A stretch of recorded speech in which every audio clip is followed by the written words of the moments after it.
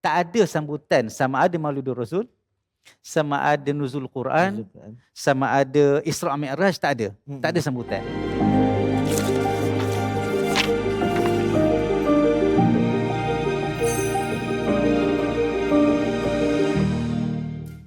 Bismillahirrahmanirrahim. Assalamualaikum warahmatullahi wabarakatuh. Alhamdulillah wassalatu wassalamu ala Rasulillah wa ala ahlihi wa sahbihi wa man wala. Wa qala rabbi shrah lana sudurana wahlul 'uqdatam min alsinatina yafqahu aqwalana yafqahu aqwalana. Allahumma amin. Alhamdulillah tuan-puan, kita bertemu kembali di dalam rancangan Bedah Hadis edisi Ramadan Gaya Rasulullah, bersama dengan saya selaku hos anda pada hari ini, iaitu DMY Ashraf, dan semestinya tetamu jemputan kita iaitu Ustaz Muhammad Azhar Ibrahim Rizli. Assalamualaikum Ustaz. Waalaikumsalam warahmatullahi wabarakatuh. Apa khabar Ustaz? Alhamdulillah, terima kasih. Terima kasih sudi hadir pada hari ini. Alhamdulillah, terima kasih. InsyaAllah hari ini Ustaz, kita nak bincang tentang nuzul Al-Quran. Perlukah kita ambil tahu? Jadi sebelum tuan-puan, saya teruskan dengan perbincangan pada malam ini. Sebelum kita mengambil santapan rohani kita. Jadi suka saya nak ajak tuan-puan yang sedang melihat, jom sama-sama tekan button share, tekan button like. Pastikan seluruh umat Islam dapat manfaat mendengar program pada malam ini. Jadi sebelum saya teruskan Ustaz, izinkan saya untuk membacakan matan hadis. Daripada Aisyah radhiyallahu anha, beliau berkata, Awwalu ma budi'a bihi Rasulullah sallallahu alaihi wasallam min al-wahyi ar-ru'ya as-salihah fi an-nawm, fakana la yara ru'ya illa ja'at misla falaki as-subh. Summa hubbiba ilayhi al-khala' wa kana yakhlu bi ghari Hira, fayatahannasu fihi fahuwa at-ta'abbud al-layali zawat al-'adad qabla an yanzi'a ila ahli wa yatazawwadu lidhalik summa yarji'u ila Khadijah فيتزود لمثلها حتى جاءه الحق وهو في غار حراء فجاءه الملك فقال اقرأ قال ما أنا بقارئ قال فأخذني فقطني حتى بلغ مني الجهد ثم أرسلني فقال اقرأ قلت ما أنا بقارئ فأخذني فقطني الثانية حتى بلغ مني الجهد ثم أرسلني فقال اقرأ فقلت ما أنا بقارئ فأخذني فقطني الثالثة ثم أرسلني فقال اقرأ باسم ربك الذي خلق الإنسان من علق اقرأ وربك الأكرم. Maksudnya, permulaan wahyu yang datang kepada Rasulullah sallallahu alaihi wasallam adalah melalui mimpi yang baik dalam tidur. Baginda tidak bermimpi, melainkan mimpinya muncul seperti cahaya subuh. Kemudian baginda jadi suka menyendiri. Baginda menyendiri di Gua Hira. Baginda bertahanus di situ, iaitu beribadah pada malam hari beberapa lamanya. Sebelum kembali kepada keluarganya dan persiapkan bekalan untuk tujuan bertahanus kembali. Kemudian baginda pulang menemui Khadijah radhiyallahu anha dan disediakan bekalan seperti sebelumnya untuk beberapa malam sehingga datang wahyu kepadanya ketika di Gua Hira. Malaikat Jibril datang kepada baginda lalu berkata, Iqra', bacalah. Baginda menjawab, aku tidak pandai membaca. Sabda baginda, lalu Jibril memegangku lantas memelukku sehingga habis dayaku. Kemudian dia melepaskanku dan berkata, bacalah. Aku jawab, aku tidak pandai membaca. Jibril kembali memegangku dan memelukku buat kali kedua sehingga habis dayaku. Kemudian dia melepaskanku dan berkata, bacalah. Aku jawab, aku tidak pandai membaca. Lalu Jibril kembali memegangku dan memelukku buat kali ketiga. Kemudian dia melepaskanku dan membaca firman Allah Subhanahu wa taala, bacalah dengan menyebut nama Tuhanmu yang menciptakan. Dia telah menciptakan manusia daripada segumpal darah. Bacalah dan Tuhanmu lah yang maha mulia. Hadis ini riwayat Bukhari nombor 3. Jadi Ustaz, bila kita baca tadi hadis yang panjang lebar, kita nampak jelas tentang nuzul Al-Quran. Jadi kita nak bercerita sikit tentang nuzul Al-Quran. Boleh Ustaz terangkan sedikit? InsyaAllah. Terima kasih Saudara Ashraf. Assalamualaikum warahmatullahi wabarakatuh. Innal hamdalillah salatan wassalaman ala man la nabiyya ba'da Muhammad ibn Abdullah sallallahu alaihi wasallam wa ala alihi wa sahbihi wa man ihtada bi hadihi bi ihsani ila yaumiddin. Buat pertama kalinya sebelum kita memulakan sedikit perbahasan tentang hadis yang sebenarnya kita biasa jumpa dan biasa diulang-ulang apabila masuk bulan Ramadan, sambutan nuzul Quran dan sebagainya. Tetapi hadis yang dikatakan panjang oleh host kita Saudara Ashraf pun sebenarnya lebih panjang daripada yang terpapar di skrin ini. Lebih kurang hanya 1/3 daripada hampir keseluruhan nas ataupun teks hadis yang menceritakan tentang kisah Bad'ul Wahyi. Maksudnya permulaan wahyu yang diturunkan oleh Allah Subhanahu Wa Taala kepada Nabi Muhammad sallallahu alaihi wasallam sebagai lambang pengutusan ataupun kebangkitan seorang rasul akhir zaman, rasul terakhir yang membawa risalah langit, risalah orang kata apa? Risalah Islam sehingga akhir zaman, sehingga hari kiamat. Hadis itu panjang dan kebiasaannya kita akan dengar dan kita akan baca sehinggalah di plot yang dibacakan oleh Saudara Ashraf tadi. Itu kebiasaannya sebab hadis ini memang panjang. Betul. Tetapi dalam sesi ini saya akan cuba membawa beberapa segmen penting di dalam hadis secara keseluruhan sekadar yang kita mampu untuk menepati masa yang diberikan di dalam segmen ini. Yang pertama adalah tentang nuzulul Quran. Nuzulul Quran adalah satu makna ataupun definisi konsep yang umum sebenarnya nuzul Quran selama 23 tahun. Tapi sebenarnya nuzul Quran yang kita nak sentuh dalam segmen kali ini adalah nuzul Quran yang pertama. Penurunan Al-Quran yang pertama iaitu wahyu yang pertama diturunkan kepada Nabi Muhammad sallallahu alaihi wasallam melalui perantaraan Jibril alaihi salam. Maka utusan Jibril itu adalah salah satu cara wahyu diturunkan kepada Nabi Muhammad sallallahu alaihi wasallam. Dia ada banyak cara lagi yang mungkin kita akan sentuh selepas ini. Nabi Muhammad sallallahu alaihi wasallam secara sejarah kronologinya bila hampir kepada umur 40 tahun, Allah Subhanahu Wa Taala hubbiba ilaihil khala. Maksudnya Allah menjadikan hati Nabi Muhammad sallallahu alaihi wasallam itu dia kasih dan rasa nak pergi berkhulwah.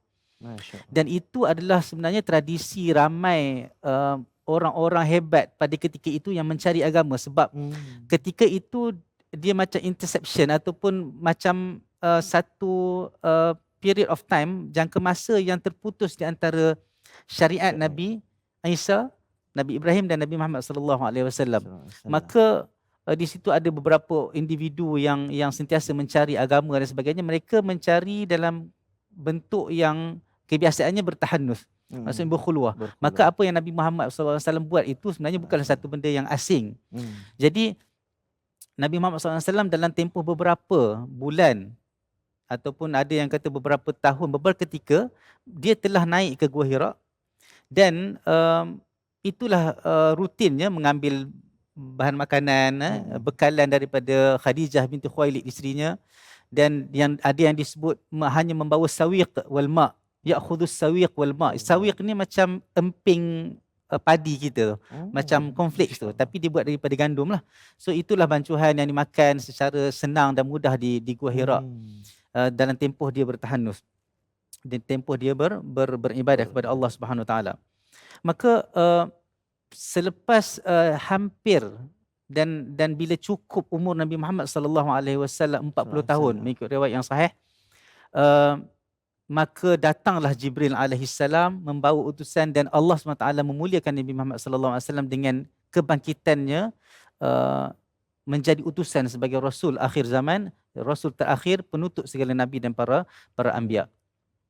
Maka diceritakan juga waqila tub'athur rasul. Maksudnya waqila laha tub'athur rasul. Maksudnya umur 40 tahun ni sebenarnya menjadi orang kata apa perkara biasa untuk diutuskan seseorang nabi atau seorang rasul. Maksudnya bukan Nabi Muhammad sallallahu alaihi wasallam sahaja yang diutuskan pada umur 40 tahun. Maka waqila tub'athur rasul. Lepas tu kita perlu melihat kepada satu perkara yang orang kata apa, yang perlu kita faham bahawa hubungan kita dengan Nabi Muhammad sallallahu alaihi wasallam ini, utusan Allah ini adalah betul-betul yang rasminya adalah selepas dia dibangkitkan. Itu sebab bila orang bercerita tentang kelahiran Nabi Muhammad sallallahu alaihi wasallam, sebenarnya dia lahir sebagai seorang manusia biasa, tapi sudah dipilih lah, dah dipilih. Tempoh umur dia daripada lahir sehingga 40 tahun tu, itulah tempoh Allah SWT bagi dia latihan. Bagi dia latihan untuk bersedia menerima wahyu. Maka nuzul Al-Quran yang kita maksudkan kat sini adalah wahyu yang pertama yang menggambarkan sebagai lambang Nabi Muhammad SAW diutuskan menjadi Rasul, tapi belum lagi diutuskan untuk menyampaikan risalah. Sebab itu berkaitan dengan wahyu yang kedua. Maksudnya bukan sekadar penurunan Al-Quran tu sendiri, bahkan tentang tub'asur Rasul, tentang perutusan Rasulullah SAW. Jadi tuan-tuan, untuk kita dengar lagi berkenaan dengan wahyu sebagai sumber syarak, dan kita nak tahu mimpi Nabi SAW versus mimpi kita, tunggu kita lihat. Jangan ke mana-mana, kita jumpa selepas ini.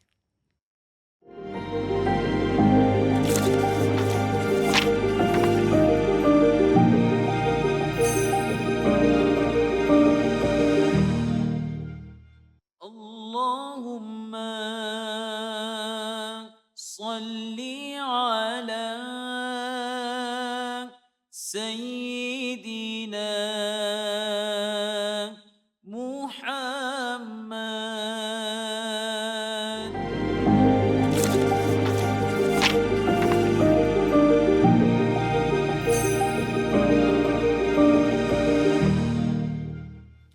Bismillahirrahmanirrahim. Tuan-tuan, bertemu kembali selepas kita iklan tadi. Jadi tadi disebutkan panjang oleh Ustaz tentang tub'asur Rasul, dan Rasulullah sering berkhalwat, pergi ke Gua Hira untuk beribadah. Dan sebagai simboliknya kita dalam bulan Ramadan. Adakah kita Ustaz dalam bulan Ramadan kita perlu berkhalwah juga? Okey, untuk term ataupun mustalah ataupun istilah khulwah itu sebenarnya dia ada konotasi yang tertentu. Sehingga sekarang ni dikenali khulwah itu dengan makna yang negatif. Itu lebih daripada apa yang sebenarnya makna khulwah di dalam syarak itu sendiri. Betul. Maka khulwah ini maksudnya menyendiri, orang kata apa, mengasingkan diri daripada hiruk pikuk masyarakat, supaya kita boleh fokus kepada mengingati Allah, berfikir tentang kekuasaan Allah dan sebagainya. Maka dalam konteks kehidupan zaman sekarang, kalau nak dikaitkan dengan apa yang Nabi Muhammad SAW buat, mungkin kita tak kata dia tidak sesuai untuk zaman sekarang, sebab keadaan sekarang berbeza dengan zaman dahulu. Dan ahdaf ataupun tujuan-tujuan Nabi berkhulwah itu mungkin tidak ada lagi zaman sekarang ini, sebab kita dah ada sumber hukum, kita dah ada syarak, kita dah ada Al-Quran. Mungkin tujuan berkhulwah itu lebih kepada nak mengasingkan diri daripada maksiat contohnya. Nak mengasingkan diri daripada keadaan hiruk pikuk yang mungkin mendatangkan stres dalam hidup kita. Dibolehkan. Syarak membolehkan.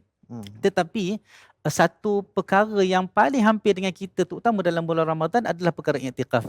I'tikaf itu seolah-olah macam sebahagian ataupun sub daripada khulwah itu sendiri. Sebab khulwah mungkin lebih umum sebab dia tidak tertentu pada tempat, tetapi i'tikaf tertentu pada masjid.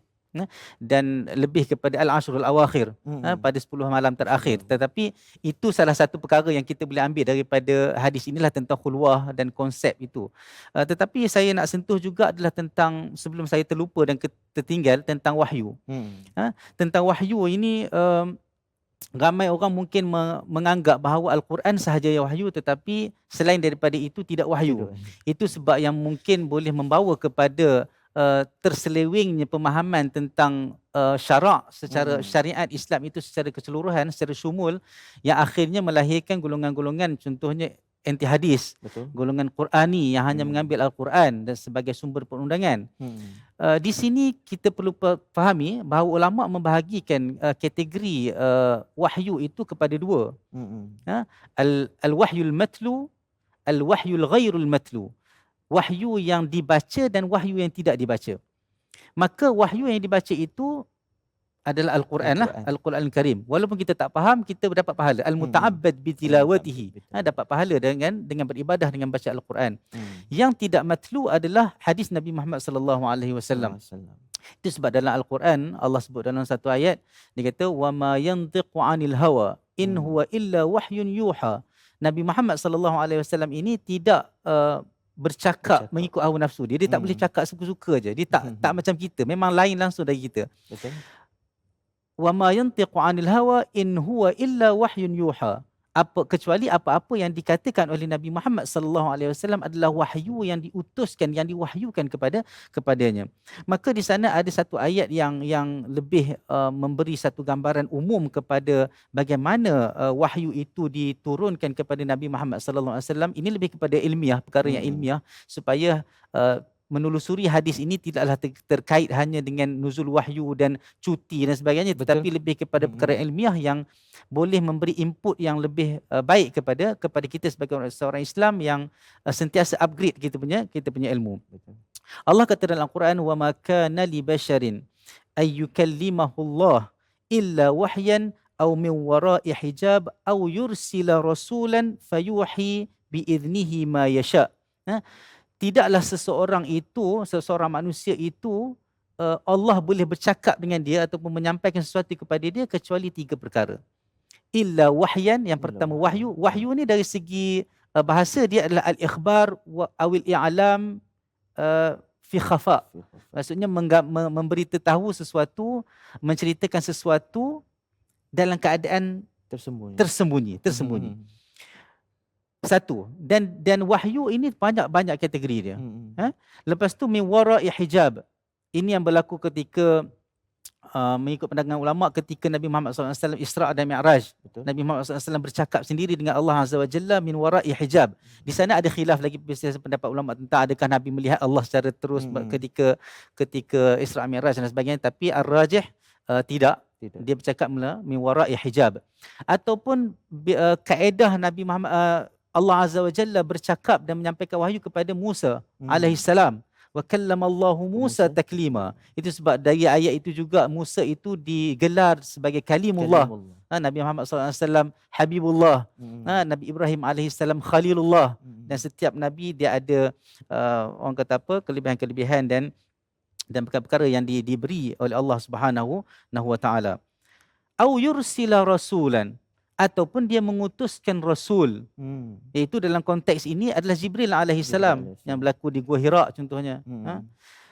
Dan ini adalah satu ayat yang memberi gambaran bahawa di sana ada 3 kategori utama.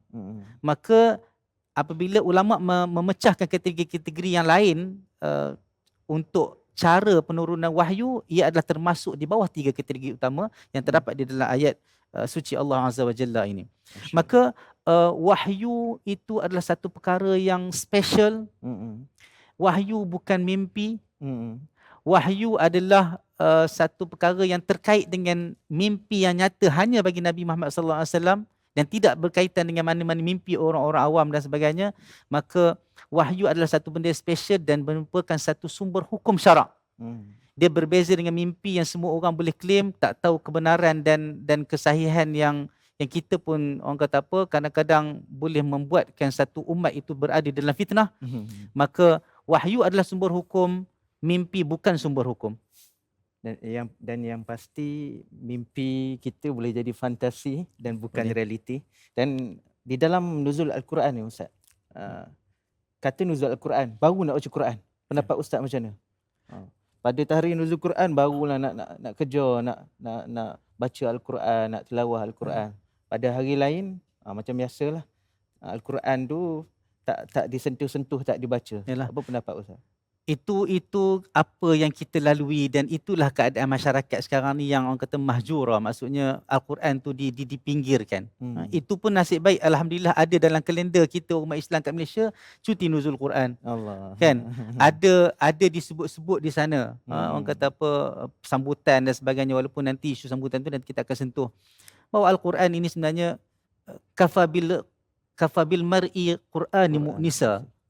Fudail Ibn Iyad dia kata cukuplah kalau manusia itu nak jadikan teman, nak cari teman, jadikan Al-Quran sebagai teman. Masya-Allah. Baca Al-Quran, kita bercakap dengan Allah, kita berdialog dengan Allah, kita melihat bagaimana Allah berdialog dengan kita, mengajar kita macam-macam perkara dalam Al-Quran. Nabi Muhammad SAW dalam satu hadis dia kata apa? Iqra'ul Quran fa innahu ya'tikum yawmal qiyamati syafi'an li ashabihi. Bacalah kamu Al-Quran, atau kama qala sallallahu alaihi wasallam. Bacalah kamu Al-Quran. Sesungguhnya Al-Quran akan datang kepada kamu di hari kiamat memberi syafaat kepada kamu. Moga-moga kita tergolong dalam orang-orang yang diberi syafaat oleh Allah Azza wa Jalla melalui Al-Quran, kalamullah. Masya Allah. Bukan setakat tu saja tuan-puan. Syafi'an li ashabi, kita dapat syafaat. Bahkan kita tengok dalam hadis ni Ustaz, ada perkataan Iqra' ni banyak kali. Ya. Adakah ni simbolik kepada kita umat Islam, kita kena rajin membaca Ustaz? Ya, memang tepat sekali lah.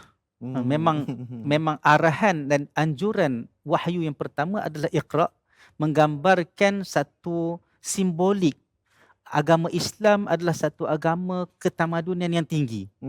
Kerana dari membaca tu kita dapat banyak manfaat, banyak input yang orang yang tidak baca dapat. Masya Allah. Dan baca juga kita dapat macam-macam perkara yang seolah-olah dia menghubungkan kita dengan umat-umat yang terdahulu.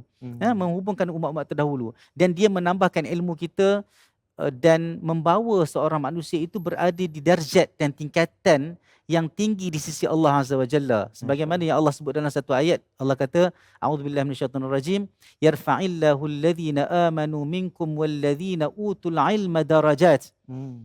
Allah mengangkat orang-orang yang beriman. Dia ada syarat dia. Dia bukan orang-orang yang tidak beriman. Betul. Yarfa'illahu alladhina amanu, orang yang beriman dulu, walladhina utul ilma. Dan yang mereka-mereka orang yang beriman ni yang diberikan ilmu. Tapi ilmu itu diberi dengan sebab. Dia mesti ada dengan sebab. Dia tidak bukan nabi.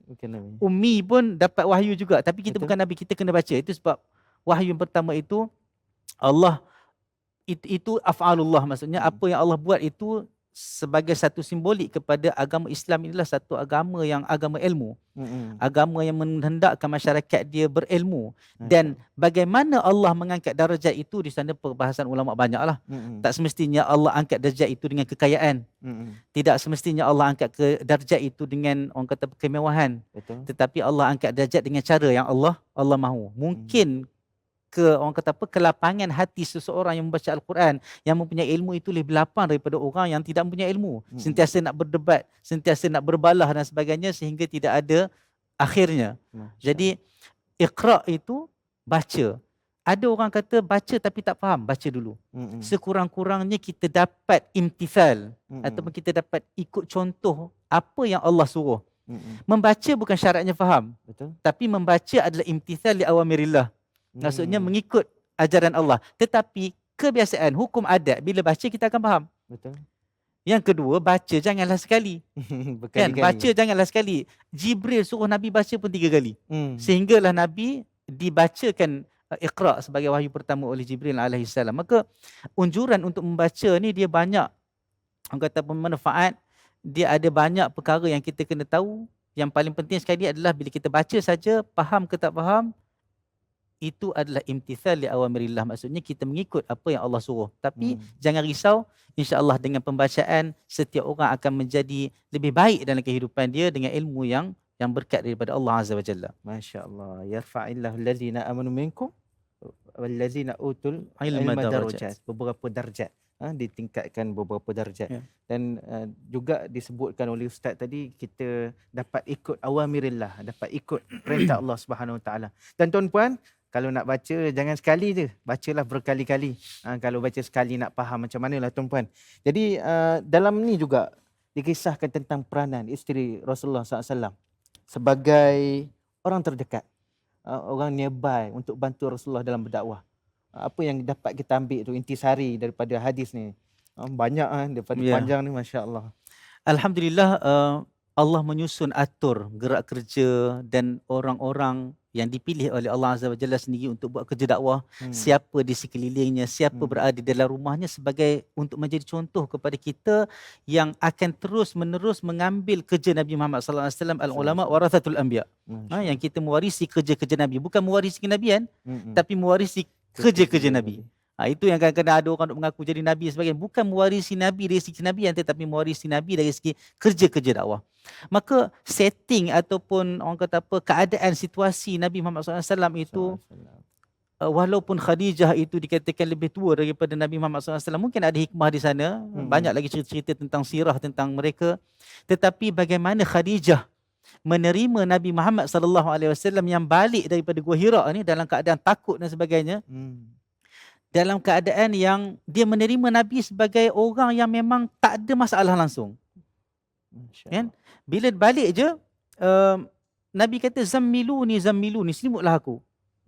Walaupun dalam ni sirah jamak, mungkin ramai yang tertanya-tanya kenapa zammiluni, sedangkan Khadijah je ada kat rumah tu. Sedangkan dalam ikut sejarah, yang berada dengan Khadijah, Nabi juga memelihara juga Ali bin Abi Talib, Zaid bin Harithah contohnya kan. Jadi zammiluni, Nabi kata dalam keadaan takut, berpeluh-peluh takut ni, Nabi kata selimutlah aku, maka mereka menyelimutkan Nabi Muhammad SAW, sehinggalah bila selimut ni kita rasa macam macam kena peluk lah, hilang sedikit ketakutan, berada di sisi orang yang dia sayang dan sebagainya. Dia tanya Khadijah, dia kata mali, dia kata apa yang jadi pada aku, dia kata kan. Lepas tu wa akhbarahal khabara, dan Nabi Muhammad SAW pun ceritakan apa yang jadi kepada dia di Gua Hira kepada Khadijah binti Khuwailid, isteri dia. Wa qala qad khashitu ala nafsi, Nabi kata aku ni takut tak ada dia aku.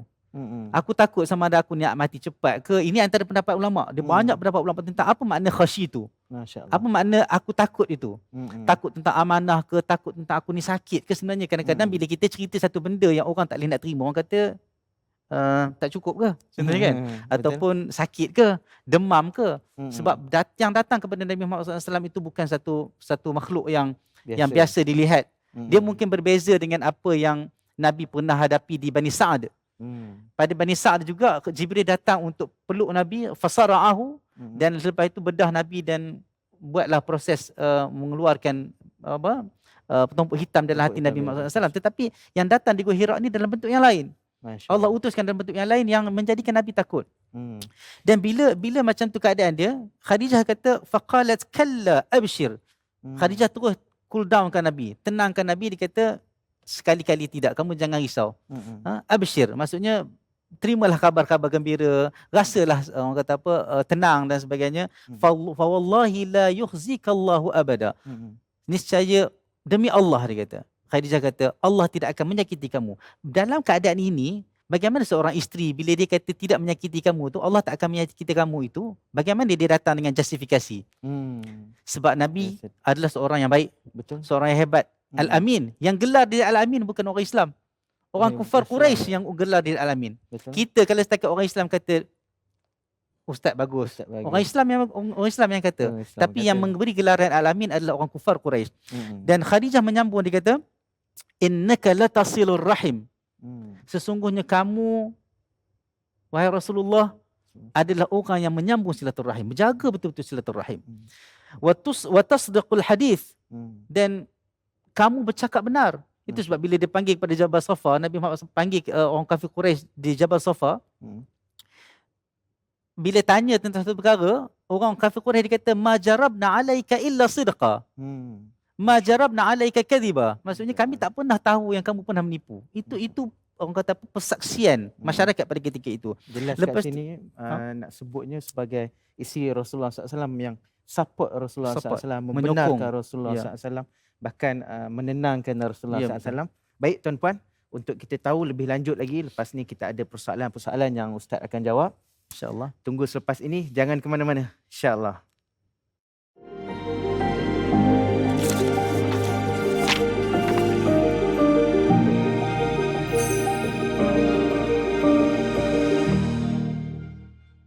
Allahumma salli ala Sayyidina Muhammad.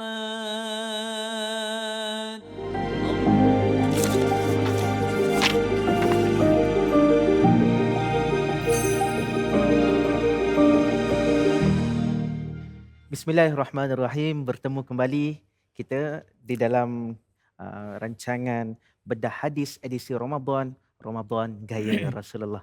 Jadi tuan-puan yang dirahmati Allah sekalian, tak dipanjang lebar. Ustaz dah sebutkan tentang kepentingan Al-Quran sendiri, tentang bagaimana peranan isteri Rasulullah SAW dalam berdakwah. Nearby orang yang terdekat dengan Rasulullah SAW. Dan sekarang kita masuk kepada soalan-soalan daripada penonton. Baik Ustaz, ada soalan daripada yang bernama Syamrin Musin. Assalamualaikum warahmatullahi wabarakatuh. Kenapakah sambutan nuzul biasanya disambut pada 17 Ramadan? Sedangkan nuzul Al-Quran berlaku pada Lailatul Qadar yang terletak pada 10 malam yang terakhir bulan Ramadan. Minta pencerahan. Jazakumullah khairan. Silakan Ustaz. Okey, kalau melihat kepada isu tarikh ataupun masa tertentu yang disebut tentang satu peristiwa dalam Islam, sebenarnya bukan masalah nuzul Quran saja ulama khilaf. Di sana banyak lagi, contohnya tentang awal Muharram. Awal Muharram kita cuti, awal Muharram kita duk rasa hijrah berlaku pada 1 Muharram. Betul. Sebenarnya hijrah berlaku pada bulan Rabiul Awal. Sampai Nabi Muhammad SAW, kudumun Nabi SAW dekat Madinah tu, sampai tu pada bulan Rabiul Awal. Ada yang kata 17, ada yang kata 12 Rabiul Awal. Dia bukan bulan Muharram. Tapi kita cuti dalam kalender 1 Muharram. Itu biasa. Yang kedua, Isra' Mi'raj contohnya. Ada yang kata bulan Rejab, ada yang kata bulan Ramadan, ada yang bulan Syawal. Tetapi kita mengambil salah satu, walaupun kaul itu mungkin tidak masyhur. Tapi termasyhur di Malaysia. Di Malaysia. Sama juga dengan tarikh nuzul Quran.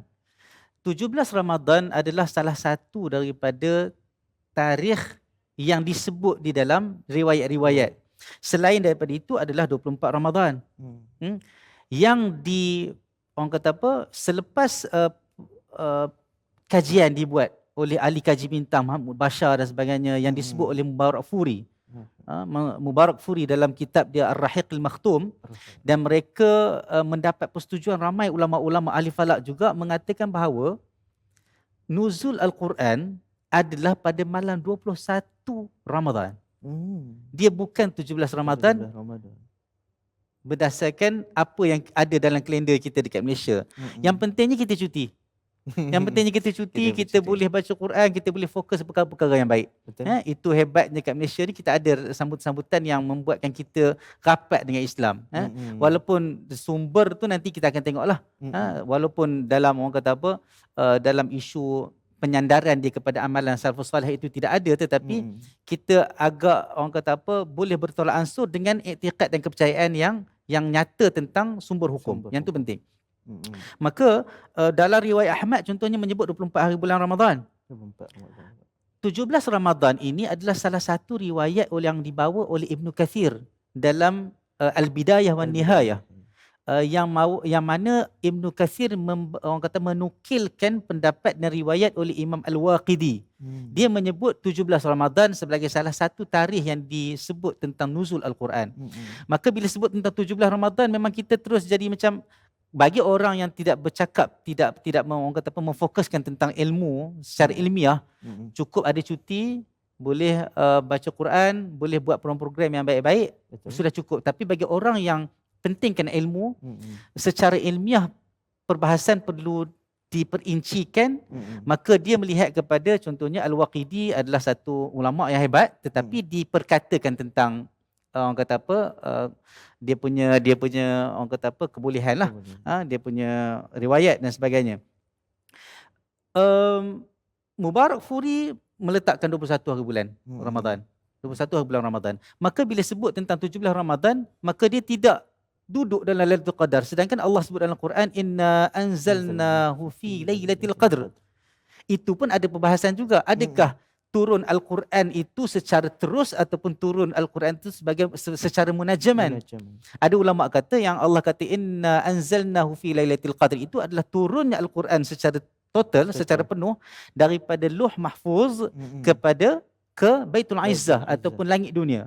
Selepas itu turunlah Al-Quran itu kepada Nabi Muhammad SAW selama 23 tahun secara beransur-ansur mengikut situasi-situasi yang Allah dah aturkan dalam kronologi sejarah dan orang kata pensyariatan hukum. Maka itu je perkaranya. Maksudnya bukanlah 17 Ramadan itu tidak ada langsung dalam catatan sejarah yang mengatakan itu nuzul Quran. Cumanya bila nak kaitkan dengan Lailatul Qadar macam tak kena, macam tak jadi.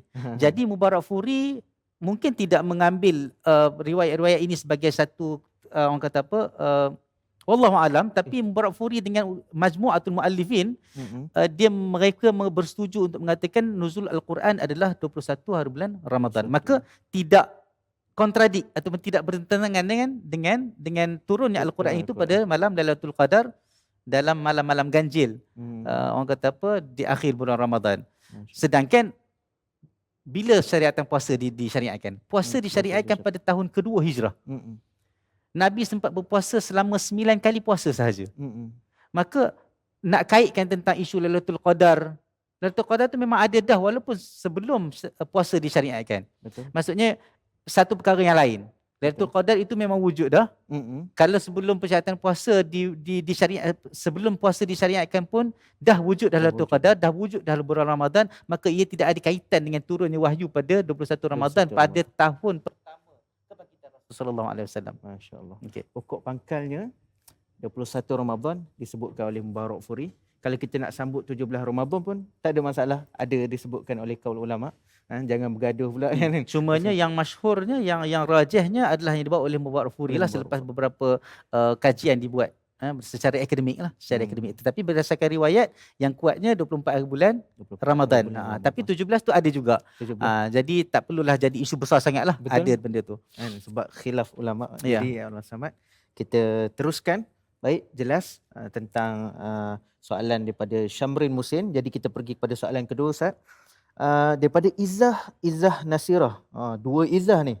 Adakah para salafus soleh meraihkan sambutan nuzul Al-Quran? Ustaz, sambut ke tidak para salafus soleh ni? Okey, terima kasih Saudara Ashraf. Soalan ni sebenarnya soalan yang memang kalau dijawab kadang-kadang kalau tak kena gaya dia jadi polemik. Yang terus menjadi polemik. Sebenarnya kita ni macam saya sebut tadilah, kita banyak sambutan. Dan diharapkan ada niat yang baik berdasarkan sambutan-sambutan perayaan dalam Islam ini. Bukan nuzul Quran saja yang tak ada sambutan. Bila ditelusuri sejarah Nabi, zaman para sahabat, zaman tabi'in, tak ada sambutan sama ada Maulidur Rasul, sama ada nuzul Quran, sama ada Isra' Mi'raj, tak ada. Tak ada sambutan.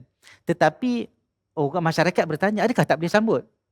Okey, jawapan yang saya boleh bagi berdasarkan apa yang ulama bagi tahu, kita kena ada i'tiqad bahawa apa yang kita buat itu bukanlah syariat. Maksudnya kita tidak boleh kalau kita kata nak sambut nuzul Quran sebab Nabi sambut, tak boleh. Kita nak sambut Maulidur Rasul sebab Nabi sambut Maulidur Rasul. Tak boleh. Sebab tidak ada di dalam riwayat bahawa ada di sana unjuran untuk melakukan sambutan-sambutan sebegitu. Maka kalau ada orang kata kalau macam tu kita tak payah sambut, it's okay. Tak perlu nak risau. Tapi kalau nak sambut boleh tak? Okey, kalau nak sambut boleh. Pengisian jangan melampau. Pengisiannya adalah perkara-perkara yang boleh menarik kita untuk orang kata apa, rapat dengan Nabi, mengetahui orang kata apa yang berkaitan dengan sirah Nabi Muhammad SAW, orang kata apa, kepentingan Al-Quran, buatkan kita jadi baik dan sebagainya. Dan yang ketiga, yang perlu tahu adalah jangan sesekali disandarkan amalan itu sebagai satu amalan yang disyariatkan oleh Nabi Muhammad SAW. Maksudnya menyandarkan satu amalan walaupun baik kepada Nabi Muhammad SAW sedangkan Nabi Muhammad SAW tidak melakukannya.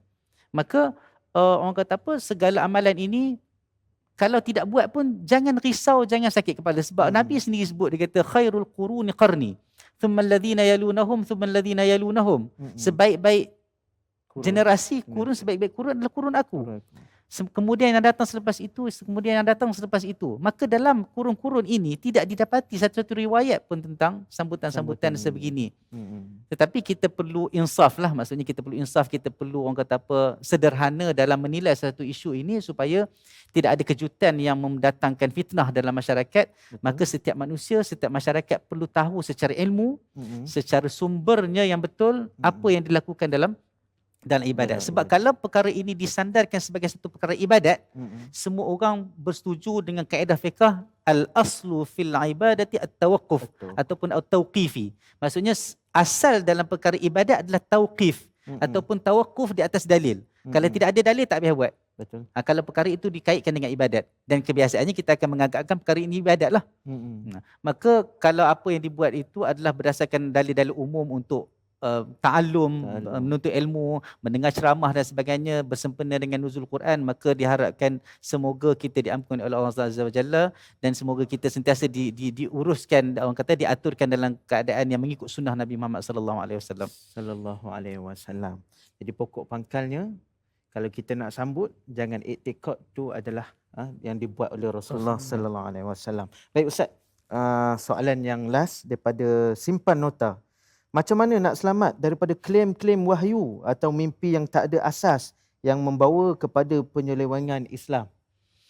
Okey, berkaitan dengan isu mimpi dan wahyu, sebab mimpi sebenarnya dia tidaklah wahyu. Mm-mm. Tetapi bila disebutkan Nabi itu bila nak dapat wahyu itu dia dapat ru'yah salihah ataupun ru'yah sadiqah yang fil manam. Mm-mm. Maksudnya Nabi melihat sesuatu mimpi di dalam tidur dia, bukan tengok kat luar. Melihat mimpi maksudnya dia mimpi, Nabi mimpi.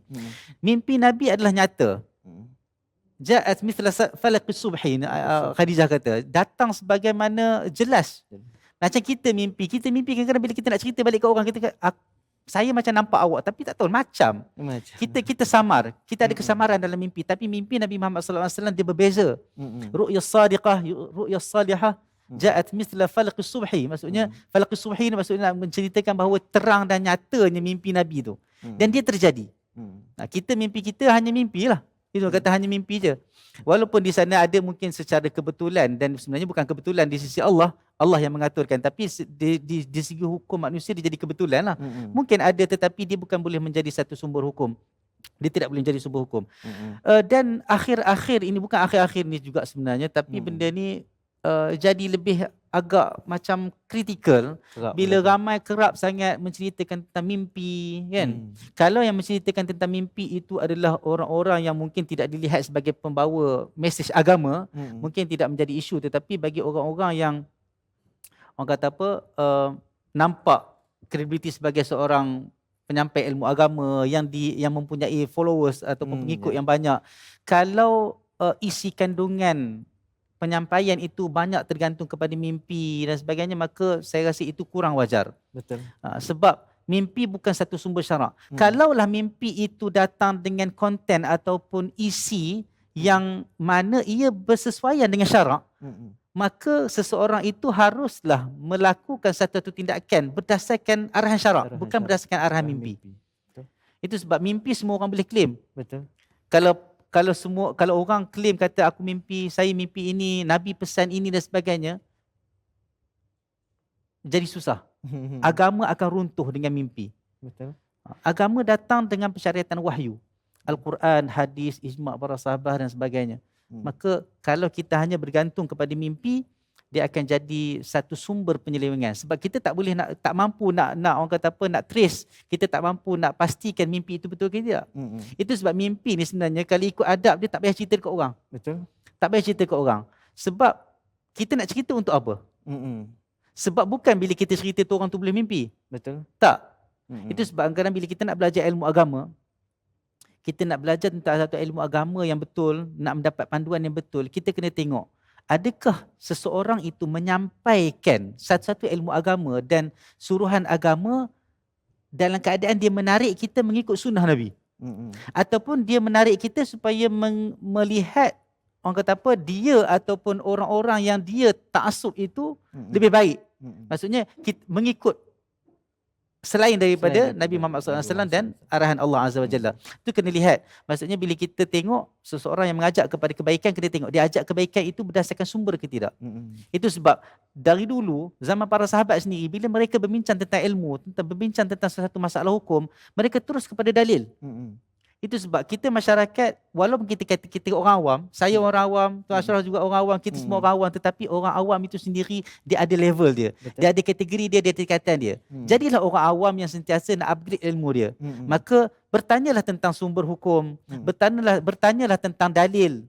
Itu lebih baik untuk kita upgrade, kita tingkatkan ilmu kita. Telefon kita nak tukar kalau boleh selalu, tetapi ilmu kita kalau boleh, kita kena selalu juga tambah ilmu kita dengan kita upgrade ilmu kita dengan bertanya tentang dalil, sumber dan sebagainya. Maka tanggungjawab yang besar adalah tanggungjawab para asatizah untuk menyampaikan ilmu berdasarkan sumber yang sahih, berdasarkan sumber yang betul-betul orang kata benar datang daripada Nabi Muhammad sallallahu alaihi wasallam. Kembalilah kita kepada sunnah Nabi Muhammad sallallahu alaihi wasallam. Sallallahu alaihi wasallam. Pastikan kita sebagai umat Islam, bahkan para asatizah, semua yang kita lakukan bersandarkan dengan dalil, bersandarkan dengan apa yang disebutkan oleh nas Al-Quran dan hadis dan qaul ulama. Jadi khulasah secara ringkas 1 minit, silakan Ustaz. Okey, secara kesimpulannya peristiwa ataupun perbahasan tentang nuzulul Quran, intipatinya banyak sebenarnya, tapi kita ambillah mana yang senang untuk diri kita. Kalau kita nak rasa ia berbentuk ilmu, kita ambil dia sebagai ilmu. Moga-moga dia menangkat kita, darjat kita di sisi Allah Azza wa Jalla. Kalau kita nak melihat kepada isu dakwah, bagaimana Nabi Muhammad SAW beratnya menerima amanah untuk berdakwah, sehingga para sahabat bila peha Nabi duduk dekat atas peha para sahabat akan rasa berat bila wahyu turun. Bila hari yang yastaddul syita barad, bila sejuk yang amat pun, bila Nabi turun je wahyu pada Nabi berpuluh-puluh. Beratnya amanah yang Allah pikulkan kepada Nabi Muhammad SAW. Nak mengambil pengajaran dari sudut ini pun boleh. Nak ambil pengajaran dari segi iqra' pun boleh. Maka setiap manusia dia ada keupayaan-keupayaan dia. Dia tak boleh bila nak bincang satu benda, bila dengar semua benda nak buat. Kadang-kadang tak mampulah, Azaz ditinggal semua. Maka bila apa yang kita sampaikan dalam segmen ini, mana yang kita sempat ambil, kita ambil lah. Maka yang sikit itu kalau berterusan itu adalah lebih baik sebagaimana yang disebut dalam satu hadis, adwamuha wa in qalla, berterusan walaupun sedikit. Semoga Allah himpunkan kita dalam syurga Allah Azza wa Jalla bersama para salihin. Aqul qawli hadza wa astaghfirullah li wa lakum wa lisailil muslimin wal muslimat. Rabbana atina fid dunya hasanah wa fil akhirati hasanah wa qina adzabannar. Walhamdulillahirabbil alamin. Alhamdulillahirabbil alamin. Jadi rangkumannya saya rangkumkan dengan ayat ID, iaitu ilmu, dakwah, dan lagi satu berkenaan dengan kita nak dapatkan iqra' itu sendiri, membaca. Jadi saya kira dah panjang lebar daripada Ustaz sebutkan pada hari ini tentang hadis nuzul Al-Quran. Mudah-mudahan bermanfaat untuk saya, untuk Ustaz, untuk hadirin hadirat yang dirahmati Allah sekalian. Jadi rakan-rakan, tuan-puan, teruskan menonton, sokong bedah hadis dan teruskan bersama kami. InsyaAllah kita bertemu di lain episod. Sekian. Wabillahi taufiq wal hidayah. Wassalamualaikum warahmatullahi wabarakatuh. Allahumma salli ala Sayyidina Muhammad. Allahumma salli ala Sayyidina Muhammad. Allahumma salli ala Sayyidina Muhammad. Allahumma